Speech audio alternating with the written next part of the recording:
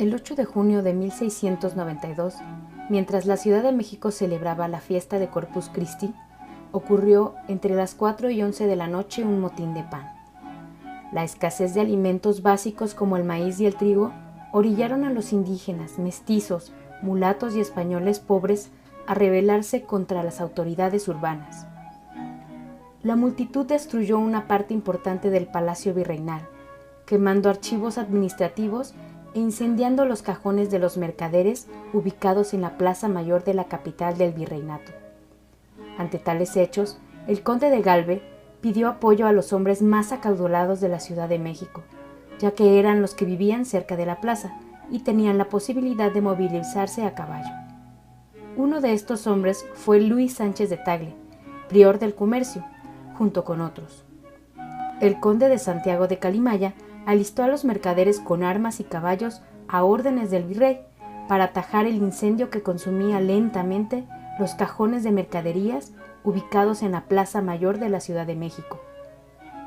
Fue entonces cuando el conde de Galve solicitó la formación de cuerpos de vigilancia para que los mercaderes no sufrieran ninguna pérdida de sus negocios. El consulado de la Ciudad de México se hizo cargo de los sueldos y gratificaciones que recibirían por vigilar el Palacio Virreinal y los comercios y puestos de los mercaderes.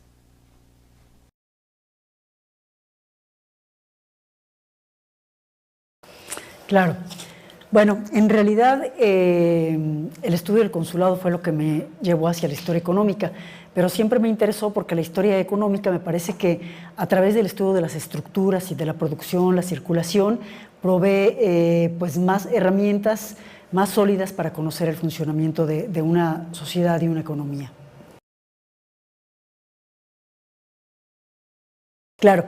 Bueno, en la licenciatura hice un estudio sobre la deuda del México independiente.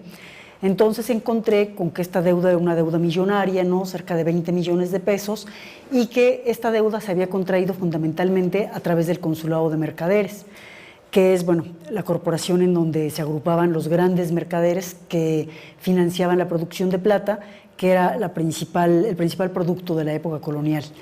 Y este consulado captó esta deuda cercana a los 20 millones de pesos durante las últimas 4 décadas del periodo colonial. Entonces fue eso lo que me llevó al estudio de la corporación, o sea, el interés por esta deuda y cómo era que se había generado.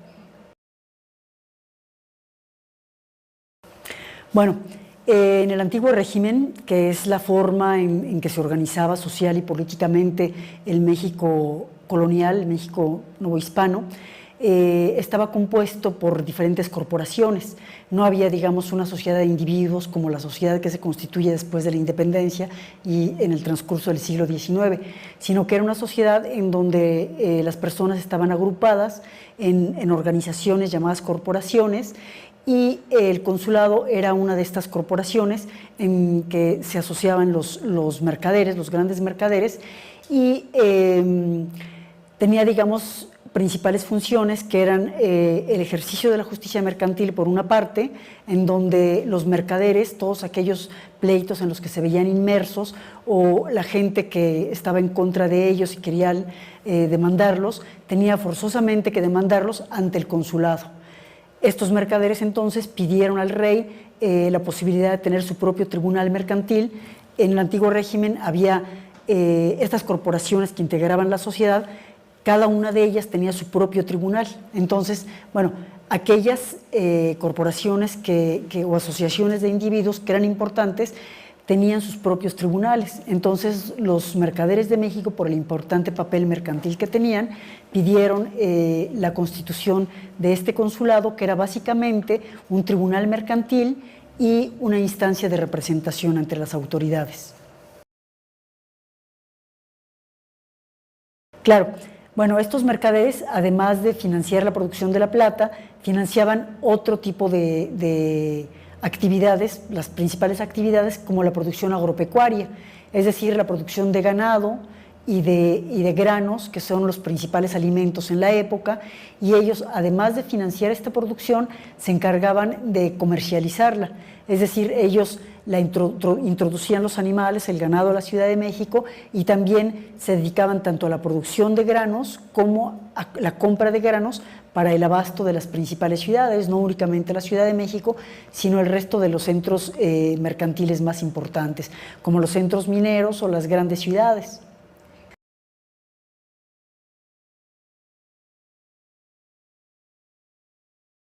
Bueno, precisamente para llevar a cabo estos intercambios y para favorecer esta producción, pues los mercaderes establecían redes sociales y redes económicas, ¿no? Entonces, por ejemplo, para financiar la producción minera, pues el mercader tenía que permanecer en la Ciudad de México, que era donde estaba el núcleo de sus negocios, pero también tenía que financiar la producción, por ejemplo, en Durango, ¿no? En San Luis Potosí, ¿no? En Guanajuato, que son los principales centros mineros. Entonces, para ello establecía redes, ¿no? Tanto con los mineros de estas regiones como con corresponsales, ¿no? Otros españoles que también estaban avecinados en estos centros comerciales y productivos, y a través de estas redes era que él enviaba sus mercancías, ¿no? Y las podía comercializar sin la necesidad de ir él directamente a estos centros mineros o a los centros de población indígena, por ejemplo. En los centros indígenas tenía sus principales vínculos con los alcaldes mayores, que eran los agentes judiciales de la corona, los representantes de la corona a nivel judicial, y los mercaderes los utilizaban, ¿no? A través del establecimiento de redes con ellos, para que ellos distribuyeran los bienes que ellos vendían en las zonas de producción indígena y se encargaran, digamos, de repartir estas mercancías y al mismo tiempo comprar los bienes que producían los indios. Entonces, en este sentido, digamos, en términos de la distribución comercial, las redes comerciales fueron sumamente relevantes, ¿no? Así como estas redes, digamos, que tenían un aspecto comercial y también tenían un aspecto financiero. Entonces el comerciante les mandaba sus productos, pero también les daba plata, ¿no? Dinero, para que ellos distribuyeran el dinero y en esta forma se encargaran de comprar los productos que producían pues tanto los mineros como los indios, ¿no? O los productores agropecuarios.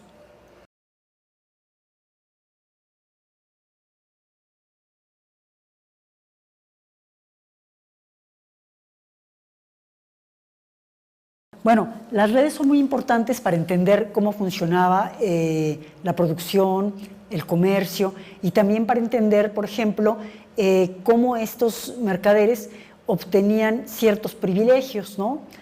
Digamos que, por ejemplo, en el periodo de la guerra de independencia de las colonias angloamericanas, ¿no? En este periodo, Nueva España estuvo cerrada al comercio por la parte del Atlántico.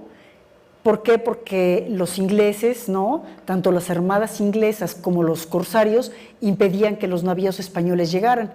Entonces, en ese momento, la corona, el rey, autorizó a los comerciantes de Filipinas para traer bienes de Filipinas y comerciarlas en Hispanoamérica.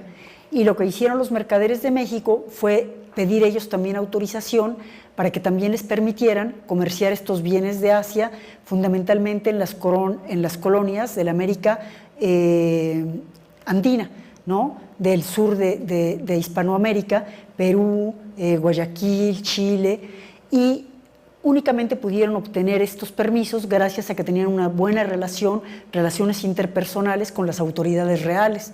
Tenían buenas relaciones con el virrey, con los oidores. Entonces fue muy importante para que estos mercaderes obtuvieran estos permisos que el rey había concedido fundamentalmente a mercaderes de la metrópoli, ¿no? Que se los diera a los mercaderes de Hispanoamérica, en particular a los mercaderes de México, que eran unos mercaderes que en esa época tenían una posición subordinada, porque no estaban en la metrópoli, sino en una colonia. Entonces obtienen estos privilegios gracias a que tienen estrechas relaciones con los funcionarios reales.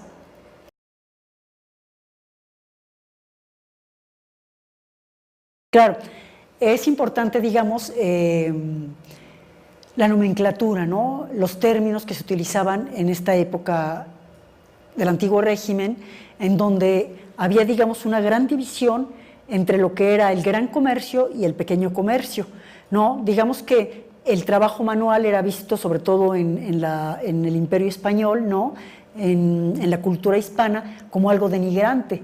Entonces, un gran mercader de ninguna manera podía estar midiendo telas, ¿no? O cargando costales de alimentos, jamás, ¿no? Él simplemente pues tenía el poder de tener un gran poder financiero, de tener mucho dinero o de tener estas redes para comerciar y digamos que comerciaba solamente al por mayor, ¿no? Y a larga distancia. Entonces, estos mercaderes miembros del consulado se distinguían por ser los mercaderes que se encontraban en la cúspide de la jerarquía que formaba el comercio en la Nueva España. Sería como una pirámide, ¿no? En donde los mercaderes del consulado están en la cima de esta pirámide y los comerciantes, digamos, que venden pues los alimentos cotidianos, ¿no? El carbón, la leña, los productos más burdos, son los que se encuentran en la parte baja de la jerarquía comercial, que es la parte más ancha de la pirámide, y estos mercaderes están en la cúspide y son un pequeño grupo. De hecho, digamos, dentro del consulado había una élite que eran unos 10, 20 comerciantes que están en la cima, ¿no? Y luego había unos 180, 150 mercaderes más abajo, y después se iba ampliando la pirámide que integraba el comercio de México, y los comerciantes de la Ciudad de México o del interior que están en la base, pues son los que comercian lo más burdo, ¿no? Que están comerciando directamente con la mayor parte de la población, y estos grandes mercaderes son quienes se encargan de introducir los bienes más finos, ¿no? También comerciaban, digamos, con otros bienes, que eran bienes también alimentos cotidianos, como el ganado, como los granos, como el azúcar, ¿no? Pero lo hacían solamente en grandes cantidades y se encargaban más de gestionar, digamos, de tener la concepción de este comercio y realizar los intercambios, y no, digamos, de tener el contacto directo con estos bienes, ¿no? El encarcelamiento y la destitución del virrey José de Iturrigaray en 1808 se produjo por el descontento de un grupo de miembros de la élite de la Ciudad de México, integrado por grandes productores agropecuarios y mercaderes consulares, cuyos intereses habían sido gravemente perjudicados por la aplicación de la Ley Consolidación de Vales Reales introducida en 1805. Por medio de esta ley, el rey mandó incautar los capitales pertenecientes a las capellanías y obras pías de Nueva España, que se otorgaban en préstamos a réditos a los principales agricultores, ganaderos y comerciantes, quienes se vieron obligados a restituirlos. El virrey José de Iturrigaray, guiado por la lealtad que profesaba al favorito del rey, José Godoy, y por la compensación que recibiría sobre los montos incautados, exigió la restitución de capitales de manera intransigente y utilizó medidas de fuerza con quienes se resistieron a exhibirlos. La corona recaudó en sus colonias, por concepto de la consolidación, cerca de 15 millones y medio de pesos, 2/3 partes de las cuales fueron aportadas por Nueva España.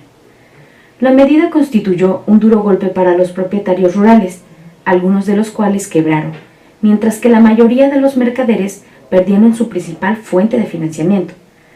Los principales deudores de capitales píos fueron obligados por la Junta de Consolidación a exhibir sumas enormes.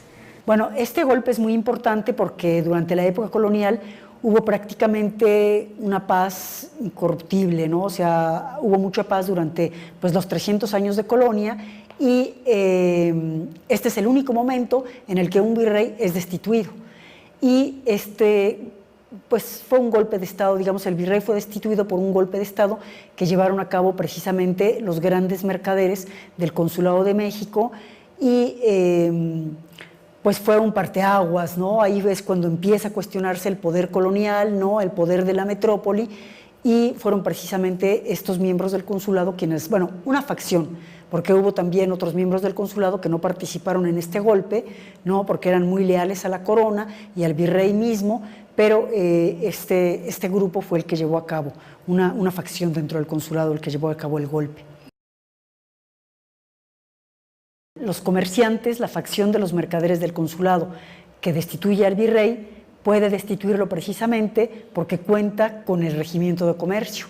Entonces lo que hace es que la noche en que se da el golpe, ¿no? En septiembre de 1808, moviliza a la mayor parte del regimiento de comercio para que el regimiento entre al palacio del virrey y lo tome preso para destituirlo como el representante del rey en Nueva España.